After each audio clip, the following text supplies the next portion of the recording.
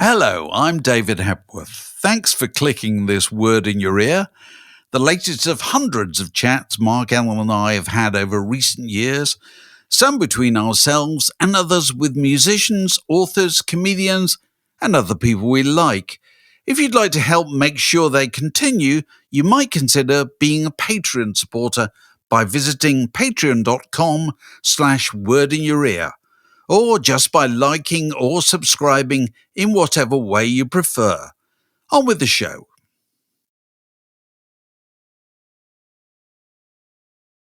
Welcome to another Word in Your Ear. This is an extraordinary book in so many ways. It's a book about the power and the sanctuary of music. It's a book about what it took to get any attention as a musician in the 1970s.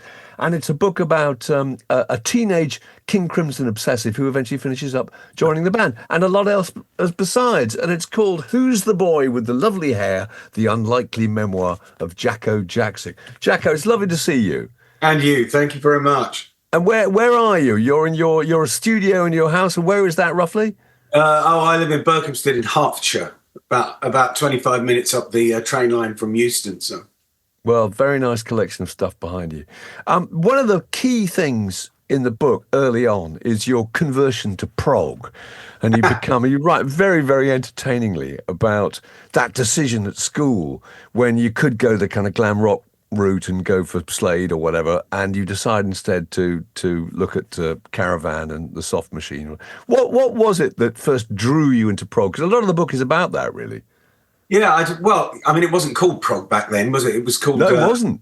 It's called underground or something. Yes, it probably yeah, was. You're right, it was underground. Yeah, underground music. It was basically not mainstream. I think it meant anything. And unlike any other categorization of music, it's incredibly broad, you know. With country and western, there's a certain degree, you know, there's a lot of elements that you expect. And I think with this, it was blown wide open. And I think I was attracted to its otherworldliness, really, and the fact that it kind of took you away. And I you know, as a kid, that's really what I wanted. I wanted to be taken away to some other world. But I was also rather taken with the English nature of how everybody sang. There wasn't this kind of mid-Atlantic thing. Even as a young kid, I was rather taken with the likes of Anthony Newley and Matt Monro. So that always appealed to me, this Englishness in the vocal stylings of the likes of Richard Sinclair and Robert Wyatt. Yeah, Robert Wyatt particularly. Such an English accent, wasn't it? Yeah, brilliant.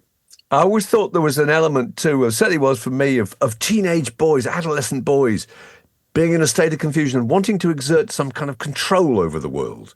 And prog was a way of doing that. You could sit there and go, well, that's a 7/8 time signature if ever I saw one. You know what I mean? Well, yeah, not that any of us knew what that meant, you know. No, exactly. I know. Do you think that's true, that you were looking for some kind of, order in life?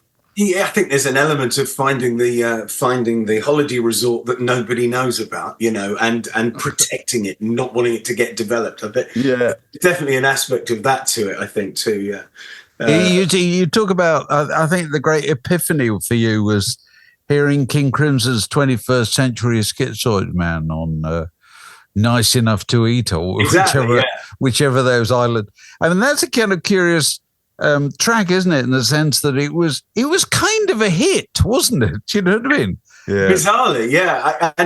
I think up until that point, my next door neighbour, who was, I guess, 2 years older than me, so back then that was huge, right? And so he kind of had access to this music that I did, and so there was the kind of British blues boom suddenly starting to kind of become something else. But even at the tender age of 11 or 12, when I heard that, I thought, wait a minute, this is coming from somewhere completely different. You know, some of the textures and the timbres are similar, but these guys are coming from a different. This is not coming from a kind of blues-based background at all, you know. And so it was kind of magical. What were you actually playing at that stage? You know, were you playing any instruments? Not really. I think I started. I say in the book that my adoptive father had been in a folk group, and there was an acoustic guitar that laid around the house. He never played it because he lost one of his fingers in an accident. So I would occasionally kind of pick it up. So I kind of inadvertently developed some calluses on my left hand. Because that's, you know, it's invariably what puts you off is the sheer pain of learning an instrument at that age. Yeah. So I kind of started, yes, I guess around that time, it's what inspired me, actually. It's ludicrous, really, because the degree of musicianship required to play that kind of music. It's absolutely enormously. You can't pick it up and have a go, can you? Yeah, exactly, yeah. So did you spend literally hours every day, age 16 or whatever, shredding furiously? You must have done. Yeah, I got that. There's that cliche, with the you've always got a guitar in your hand. And so watching TV or whatever, I would improvise over the advert, or I'd try and play the advert back to try and get a kind of a musicality into my hands where I could repeat stuff. So yeah, I did, and then there was this whole thing of buying little bits of equipment to try and sound like Robert Fripp, and because he was such a mysterious figure, an album sleeve that doesn't even have the band's name on it. Yes. What was it particularly about that record? Because I can remember, you're about 4 or 5 years younger than me, I think, but I remember that record coming out as being an incredibly significant thing. So what was it about it, you think? I tell you what, I do remember the record shop in the High Street in Watford, which is like the nearest town of any size where I grew up. I do remember a display where I think one week that's all they had in the window. There was like a huge display of just that cover, and you just thought, I mean, it's such an alarming, shocking thing, of course. So these are all parts of what draw you in, and that because the fact that it's a bit like comedy as well. Some comedy that alienates half the population that watch it makes it all the more attractive and humorous. So it definitely had that aspect of it too. The kind of outsider thing. You were also around about the same time you started to do theatrical things, weren't you? Yeah, I was in the school plays, and I joined a local youth theatre locally, and the teachers at my school suggested I was good enough to audition for the National Youth Theatre, which struck me as being preposterous. This working class kid competing with these kind of privately educated middle class boys and girls from around the country. And I went on these. I mean, I think about it now, and when my kids were the age I was at doing that, getting on a train, age 12 or 13 or whatever, going up to London and going to these auditions, and I managed to get into the National Youth Theatre. So that became what. Once I failed my trial for Watford Boys, my three-pronged attack on a professional life, I decided, well, the football's not going to happen. And so I was left with acting and music. So that's. But you got an equity card and so forth. Yeah, you kind of kept that string to your bow. Yeah, kind of. I when I left school, I got a job working for theatre and education, so that gave me an equity card. And then one of the bands I was in, 64 Spoons, our manager, his wife worked for a company called Airedale that made adverts, radio and TV ads. And I was continually badgering her, saying, "Oh, give me some voiceover work." So I ended up doing actually quite a few. Well, I mention it in the book. I did quite a few voiceovers, and then out of the blue, what kind of ads was that? Well, I did. I was a piece of toast.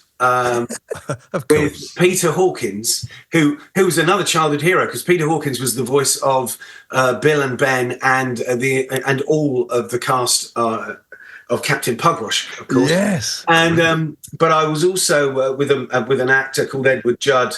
There was a TV ad for the Butter Marketing Council, in which we were both jacket potatoes, and for reasons best known to the advertisers, I had to come from Yorkshire, so I was. Of course. I was a Yorkshire potato. A Yorkshire potato. You've got to start somewhere. Yeah. Hey, listen, it's a stretch. I'm a character actor. Yeah. So much about your early stuff. It's just hilarious, all the stuff about these bands that you're in, and you're desperately trying to get attention, as I mentioned earlier on. And in the 70s, it was quite hard. And you're in a band called Soon After, and you get into the final of the Melody Maker Folk Rock Contest, which I can remember because I went with a mate of mine who they had a band, and I took them to the same thing in 1972. I think this was in about 76 or 77 at the Roundhouse. Yeah. It was Tommy Vance, Bob Harris, and Brian May of Queen with the judges. Can you remember that? Because that's one of those things where you think this is a make or break thing. If we win this, we'll... Yeah, what was extraordinary about it was that I'd formed this band. I was 16. and we had a drummer and a bass player and a saxophone player who were considerably older than me. And I didn't really know what I was doing, which made me all the more arrogant, in an attempt to cover that up. And they all left after the very first gig, but we'd already applied for this competition. And so there was just two of us left, and you had to have a minimum of 3 members to qualify for the competition. And Melody Maker. I know, and I was rules. I was working part-time in a record shop, and a relief manager who's only a year older than me came. And he looked just like Francis Rossi, but he was a trumpet player who'd been in the National Youth Jazz Orchestra. So we rehearsed and we went to this heat. And seriously, the lineup was 2 screaming lead guitars and a trumpet. What could possibly go wrong? And and all the other local bands were there. It was in Hendon, I think, they're Middlesex College, and they were all looking down at us, because they were playing these slickly rehearsed cover versions of Long Train Running and the like. And we won the heat, which was just bonkers. And then we won the semi-final. And then we ended up at the Roundhouse. I was about 2 or 3 weeks into my 17th year, and I had my picture in Melody Maker. I thought, this is incredible. And we came 3rd. I knew we'd lost the minute we came off stage, because as we went back into the dressing room, the band that were next on were coming out, and they were called Deaf School, and there was about 15 of them, and they were all dressed up in these elaborate... And they're girls. Chaz Jankel, Betty Bright. Yes. So I knew we were fucked, but it led to, we got an agent, and we started gigging, and I was 17, and we were the inappropriate support act to so many bands at the time. Like remember we played with Judas Priest and Stackridge, who I was a genuine fan of. I thought they were great, and it seemed like a charmed existence. I thought, well, everything's going my way here. But so much of it's about trying to get press and just getting noticed. You're in a group called 64 Spoons after that, playing impossibly complicated prog. I think at one point you all think, right, we're going to have to all dye our hair. Isn't that right? And you went off and just kind of thought, we're going to change our look, and that's going to clinch it. Well, we did a few things. We had a long meeting about the name of the band. We had to change the name of the band. That was holding us back. The way we looked was holding us back. And ultimately, we decided we got to get rid of the trumpet. How did you look then? Describe the way what went before or after? Before and after. Well, before we were kind of mid to late 70s long hairs. And so we had some savage haircuts. So a guy I used to know at the youth theatre was now working at a hair salon in the West End. So I had my hair dyed red and cut in a weird way. But the other thing that we did was we decided that one of the things that was holding us back commercially was having a trumpet in the band, because that was clearly an uncommercial instrument. So we fired poor Ted, who'd been so loyal. But the thing is, within weeks, he joined the Teardrop Explodes. And so our penance was having to watch him on bloody top of the Yes. Yeah, laughing at you. Yeah, exactly. Yeah. Oh, so you've had a career playing challenging music, is that fair to say? You must have had loads of experience of just turning up on stage with a lineup and looking at the audience, and the audience look at you going, what is going on here? Have you had that feeling? Or what stage of my career are you referring to? I just get it. The long periods of playing in bands where you're kind of banging your head against a brick wall, but you were determined to do the kind of thing you wanted to do. Yeah, I think we had. I tell you, there was a moment which I think I mentioned in the book, where we'd got to a certain level. We were headlining all of the kind of London venues. The Nashville and the whatever. And I remember we got a headline gig at it might have been a Threshers Ball, I think, at University College Union in Gower Street. So we're feeling, this is great. But it was 77, 78. And I remember the support band were one of these new punk groups we'd heard of, but hadn't actually seen, really. And I was on stage, and I'm kind of mucking about my guitar, getting the sound. I was quite a purist back then, just guitar in and out. And I'm playing away. And I suddenly became aware of somebody standing far too near me. And I turned around, and it was this guy with, the classic kind of spiky blonde hair. It might be this band from Brighton called the Peter and the Test Tube Babies. Yeah, it might not have been, but anyway. And he was just staring at me. and chewing gum to make me feel even more intimidated. And he started talking to his oppos, the drummer who'd been dragging his drum case in. So he was talking to him, but he stared straight at me. And he said, "Here, Kev, get this geezer." And his mate said, "What? What about him?" He said, "He can play the guitar really well. What a wanker." And you know what I mean? Everything I believed in, everything that seemed of value and of currency suddenly was worthless. Yeah. It was genuinely shocking. And I thought, oh my God, all those wasted hours, Yes, everything has gone back. It's kind of ground zero. It all started again, isn't it? There's lots of mentions of reviews. 64 Spoons, I think, at one point somebody says there, Stravinsky meets the Barron Knights. That was Gary Holton. Was it? Of the Heavy Metal Kids? The former leader singer of the Heavy Metal Kids. And I guess he'd been in Auf Wiedersehen pen. I don't know why he was a fan of ours, but he was.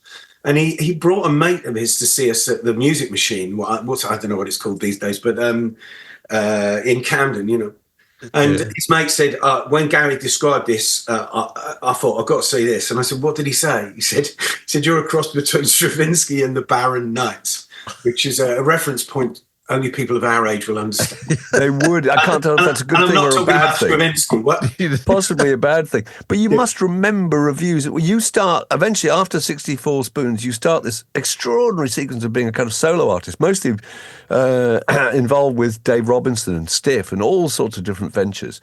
And I think you then put out a version of The Night Has 1,000 Eyes. Oh, yeah. And you were still haunted by the review of that. What was the review again?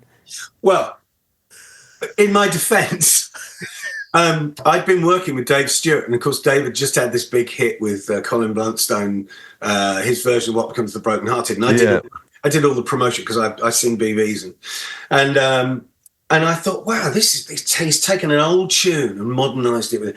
And I remember thinking that the Bobby V song, The Night Has 1,000 Eyes, has this rather dark lyric. What's the kind of jolly pop song? It's all about this kind of weird kind of, and I thought, no, the music needs to reflect that. So I came up with this big doomy riff, which was doubled by a saxophone player called Dave Jaxon from Van de Graaff Generator. And the review that you're referring to, Mark, rather kindly, said, "Jacko, the night has 1,000 eyes," and underneath it just said, "Just as well it hasn't got any ears." That's right. It hurts, doesn't it? I can laugh about it now. No, you can't. No, probably not. Yeah. But that's an interesting period because, Dave Robinson signed you and really believed that you were going to make it in some capacity, didn't he? So why do you think he had such great faith in you? He was right. I think what happened was Dave Stewart, the keyboard player Dave Stewart from Hatfields and National. Yeah. I'd written this song and he loved it. And he said, "Look, I think we should record this. I'll be, in effect, the production company. I'll pay for it. And we'll then license it." And there were about 3 labels that were all convinced this is going to be a major hit, this incredible glossy cinematic production of Dave Stewart's. And we went to see 3 labels. And having done a lot of the promotion with Dave for Broken Hearted, I was rather impressed by the kind of guerrilla stylings of Stiff Records, and the work that they all did. So I went with them, quite possibly foolishly. But, listen, I'm sure you're well aware, in the 80s, people's careers were made or broken by, a handful of guys on a Tuesday morning at the Radio 1 playlist meeting. Yeah, sure. I don't know if I tell the story in the book, but a bit later on, I worked with Sam Brown, and I played on her album, and I did loads of stuff. And Sam was in my group, which is how I knew her. And she released Stop, and it went to the playlist meeting, and they said, "This isn't a Radio 1 record." So that was the end of it. And so then she released a cover version, and that didn't do very well. And I remember the album coming out and being in the bargain bins. Meanwhile, across the world, Stop had got to top 5 in half a dozen countries. So they went back to Radio 1 6 or 7 months later and told them that. And they went, "Oh, really?" And suddenly it's on the playlist. And now I've got a disc on the wall in my toilet, Stop by Sam Brown. The power they had then, with one national station was extraordinary. And when you look back on, it's a long career in the music business. Yeah. Are you kind of... because one view of the music business is it's immensely cynical, and undoubtedly is. But also at the same time, it's immensely romantic, isn't it? There's always people thinking it's worth having a go at that. You never know, kind of thing. You never know, and you don't win the lottery unless you buy a ticket, I guess. And I was incredibly driven. I mean, I got the 80s was a weird thing, the whole commercial aspect of it. And I got kind of lost, bearing in mind where I came from. I was a rabid Henry Cow fan, and here am I trying to get on top of the pops. So I did kind of lose sight of it. And I went from, I used to think getting the record deal was the hard bit, but I kept getting record deals and decent advances. So, I was surviving financially quite well. And, but something always seemed to happen. And the album, I made 3 albums, none of which came out because all the companies went, I was an albatross, I guess, dragging the companies down with me. But, and I had an epiphany in about 86, 87, when the last record deal I did, which is on a label through Virgin Records. And I thought, I've had enough of this. Why am I even, because you're bending over backwards to try and you do what, Dave Robinson in particular, some of his advice was absolutely ludicrous. At one point he said to me, because the first record wasn't a hit, then you're in trouble. Then you're up for these endless, pointless meetings where he'll tell you something, what he wants stylistically. You go away, come back 2 months later, and he says, I don't want this shit. Why have you made music like this? Well, because you told me to. But he did say to me once, he said, the trouble with you, Jacko, is you're unfashionably heterosexual. Maybe you should hang out at heaven for a bit. You don't actually have to get off with anybody, but just be seen there, So that was the kind of advice I was having to listen to, and it seems so distant from the love of music and the real reason I wanted to become a musician in the first place.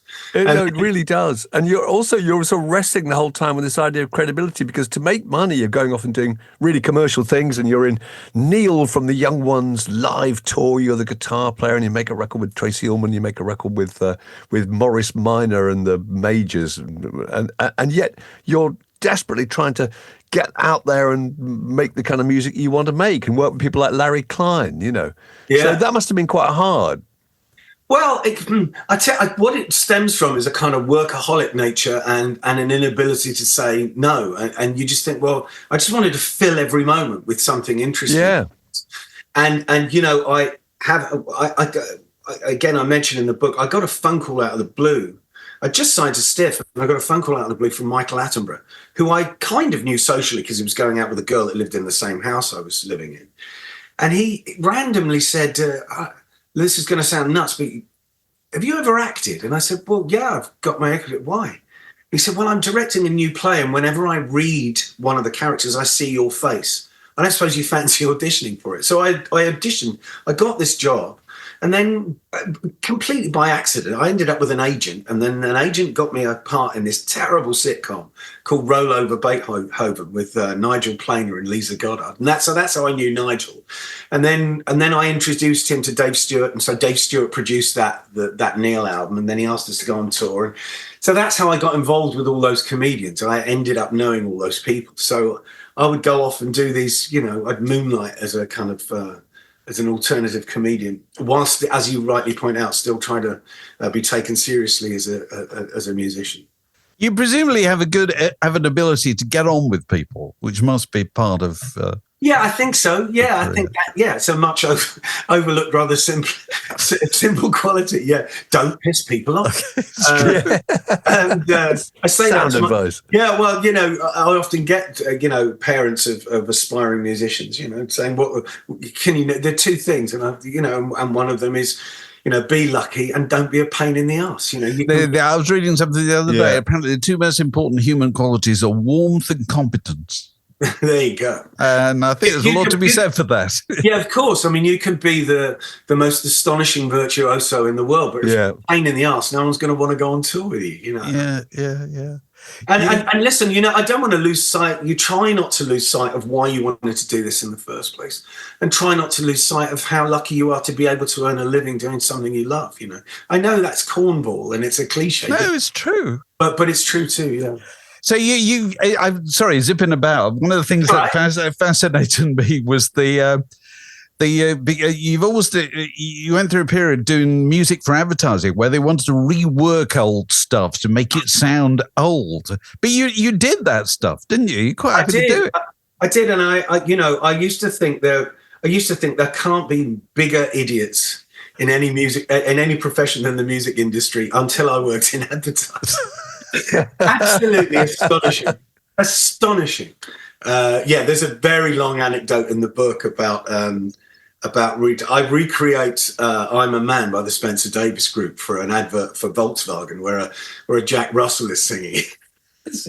And that was, as you rightly point out, I got this reputation for being able to recreate anything stylistically, and I mean anything, because I did another Volkswagen advert, and the music that they used, that they then couldn't get the rights to, was a wax cylinder recording of a Chaplin movie with this kind of small orchestral group. So I had to recreate that and make it sound old, so we had to put scratches and yes. I got a reputation for that. And the Volkswagen ad with the dog, I completed it in an afternoon. I thought, this is the easiest money I'll ever earn. Until we went into this whole nightmare of who's going to be the voice coming out of the dog. And the largest amount of bullshit you cannot imagine. Costly, expensive, ridiculous bullshit. I can't even begin to tell you that story now. It's such a long story, but it's in the book. It's in the book. It's the idea that people are taking this ridiculous thing so seriously, aren't they? Absolutely, yeah. Well, and I remember when I was doing voiceovers, when I was doing when I was the jacket potato in the oven, the director was an Eastern European guy who was clearly frustrated, saw himself as Roman Polanski, but was directing an advert as a potato. And I only had a couple of lines, and he said to me, we said to Edward Judd, he said, you have to be firm with Jacko. He's a young potato, but he's slightly nervous in this, doesn't know what's going to happen. I'm sat there thinking, what are you talking about? And at one point he said to me, so, Jack, we need to highlight this sense of anxiety. So, I think maybe you should gulp after this line. I went, okay, right. Could you give us a selection of gulps? What? And so I sat there going, yeah, that one. But the last one, no, 3 gulps back. And I thought, this is insane. You just got to keep thinking about the money. Well, yeah, you do. And it's, of course, it's the idea that, the voice they choose coming out of the dog, or where I place a gulp in an advert for butter, is going to somehow increase sales in either. Strikes me as being highly unlikely, but there you go. So how does your early fascination with King Crimson eventually lead to you becoming a member of King Crimson? Well, I'll try and keep this short. But working as a session guy, I end up playing on an album that does quite well in America. The act itself has, charming as they were limited in terms of ability. They asked me to co-write the next album, so I wrote a number of songs. That album did even better. And publishing companies, like movie companies, have this mad idea that if you get someone who's been successful and get them to team up with somebody else who's been successful, that guarantees you even more success. So I was given a long list of potential collaborators, and I didn't really want to write with anybody because that's not how I do it. But 2 names stuck out, and one of which was Pete Sinfield, who had written all the lyrics and had co-produced the first 4 King Crimson albums. And I thought, and had gone on to become this commercially successful lyricist for the likes of Diana Ross and Bucks Fizz. Bucks Fizz, of course, yeah. And so I met him, and he was very entertaining and a real bon vivant, and I think we wrote one song in a period of about 15 years, but actually it was all about hanging out with him and having a laugh. And in 97, was it 97? He gave me a ring and said, look, King Crimson are launching a box set of live recordings by the original lineup. And it's at an event at the Intercontinental Hotel. Would you like to come as a guest? So I went there. And at the time, Robert was considering putting the original band together for a one-off tour. But it all got complicated due to the management of one of the members, who shall remain nameless, but it was Greg Lake. And so, but the idea of a Crimson alumni playing the older material, because at the time, the then current Crimson weren't playing anything from the first 7 or so albums. And then Pete Sinfield said, well, I know a guy who can sing the songs and play the guitar parts. So we started rehearsing, and after the first couple of weeks of rehearsal, my phone rang one morning, and it was Robert Fripp, my childhood hero, who I'd never spoken to, never met. And I panicked, and I couldn't believe it. And he said, Jacko, it's Robert Fripp here. And hi, Robert. I thought I'd call you to see how rehearsals are going. I said, well, if I'm honest, Robert, it's been 3 of the most unpleasant weeks of my life as a musician. He said, yes, I thought that might be the case. What language can I use on your podcast? Yeah, anything you want. Anything, okay. So Robert then said, and if you imagine you're a 13-year-old boy obsessed with Robert Fripp, you never think you're going to meet him, let alone speak to him. So if you can imagine that the part of me is still that 13-year-old boy, and then Robert Fripp says the next thing, he said, is it every member of the band that's creating the problem? I said, no, it's, he said, yes. Is it? And he mentioned one of the band members, and I said, yes, it is. He went, yes. What people don't fully appreciate, Jacko, is the original lineup of King Crimson contained a bunch of cunts. And chief amongst those cunts is the name of that guy. That's an extraordinary phone call. And from then on, he kind of became like a kind of personal Samaritan. So we would chat, and then So you ring him up for advice and say, what am I going to do now? You're not going to believe what he's done now. Yeah. And then you become part of this kind of circle. You become part of that collective. And then because I diversified, as a musician, you're trying to earn a living, and there's, the jobs are fleeting and they come and go. And I ended up doing these big corporate jobs where I was mixing stuff in surround. So I bought a surround system. So I threw my hat in the ring when they were talking about remixing the Crimson back catalogue in 5/1. And so they asked me to do one of those. And then it all kind of, it kind of escalated. And I remember Robert, that's right, Ian Wallace had replaced the drummer, and as he had in the original Crimson, he replaced Mike Giles, and he had done in the Schizoid band. And Ian rather tragically died of cancer, and I was involved in organising this memorial that Robert was at, and I sang a song called Islands, the title track of the Crimson album Ian had played on. And Robert invited me around to his house for lunch, and we chatted about all sorts of stuff. And then he played on my solo record, and then he invited me down to the studio in Wiltshire to just improvise. So we spent a day improvising. I didn't know to what end. And at the end of the day, as I was leaving, he gave me a box. And I said, what's this? He said, it's the hard drive of everything we played today. And I said, okay, why are you giving me this? He said, I'm sure you'll think of something.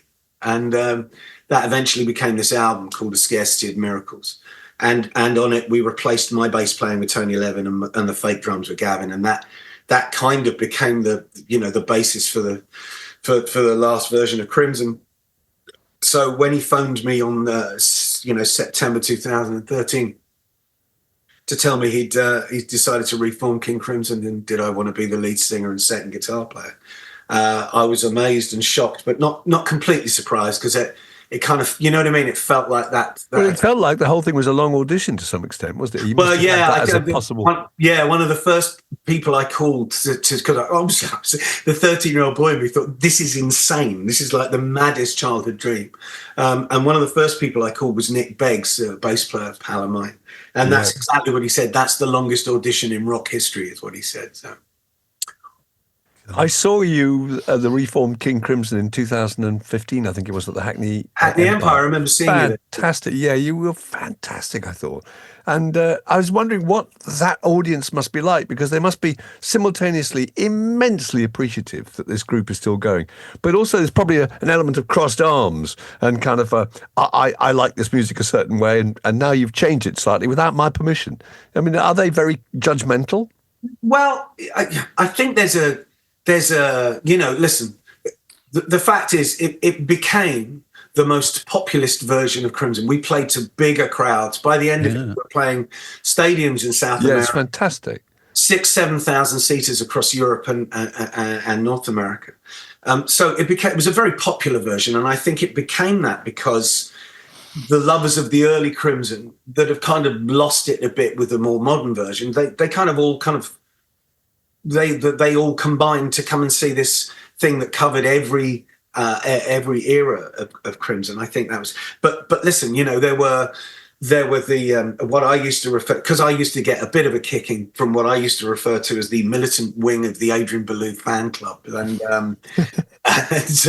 because I was being slagged off for who I wasn't, and but I think that's what it was, and I think that's partly Robert's desire was to kind of end on a kind of triumphant kind of appraisal of the whole history of the band, Yeah.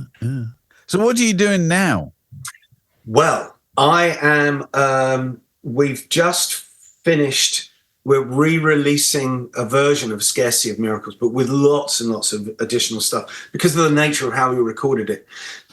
The variants and the so-called remixes are not the usual kind of, this is ever so slightly different. These are significantly different. And there's tracks that we didn't put on there, and there's other tracks where I've put on loads of overdubs and recorded drums where there wasn't. So I've just finished that. We are recording studio versions of all the new material we wrote with Crimson. Whether that comes out as a Crimson album, whether it will come out in dribs and drabs, or whether it'll never see the light of day is anyone's guess. But I'm doing that. I'm also doing. I'm making another solo record. I'm signed to Inside Out, who are part of Sony Records, and I made an album for them about 3 years ago, and they foolishly have taken up the option for another, and have been waiting for me to make it ever since. But I spent a long time. The book's quite a long book, and that took a great deal of time and effort. So, Dave and I have a theory about King Crimson that Robert Fripp has kind of won rock and roll in some respect. We can't think of anybody who has ended up at his age doing precisely what he wants to do on his own terms with the minimal amount of compromise, it appears. Well, it appears to be completely happy with it. He kind of created his own universe, Yeah. And I've read frequently, and it struck me because before I joined the band, before I was in a rehearsal room with them, I'd always seen Robert as a kind of England's answer to Frank Zappa, but actually he's not like that at all. Whereas there's a whole Zappa thing is incredibly exacting. You've got to know that music inside out.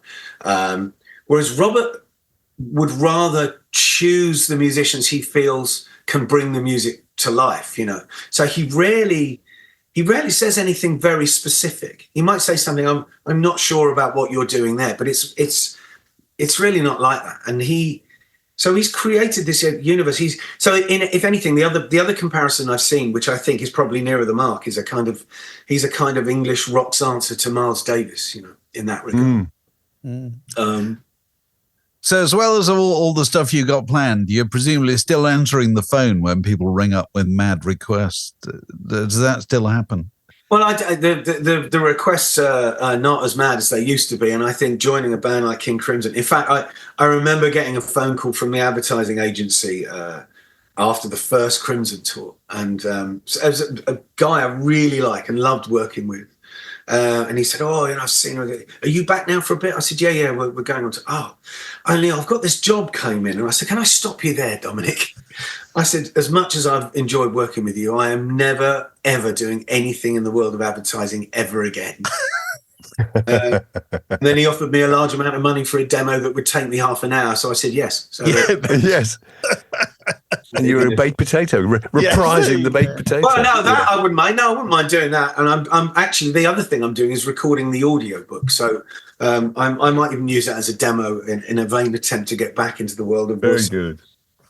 Well, it's a fantastic book. It's just a really interesting view of kind of of how the music industry works, or certainly worked in the 1970s and 80s. Oh, yeah, it's a different world now. Really, really extraordinary, really vivid. And you end up working with all sorts of people, from Davy Jones and the Monkees to meeting Michael Jackson. It's an amazing story. It's a fantastic book. Thanks so much for talking to us, Jacko. It's a genuine pleasure. I was more chuffed about getting to do this than anything else I've done so far promoting it. So thank you. Well, we're thrilled. Thanks so much. Nice to see you. Brilliant. Cheers. See you again soon.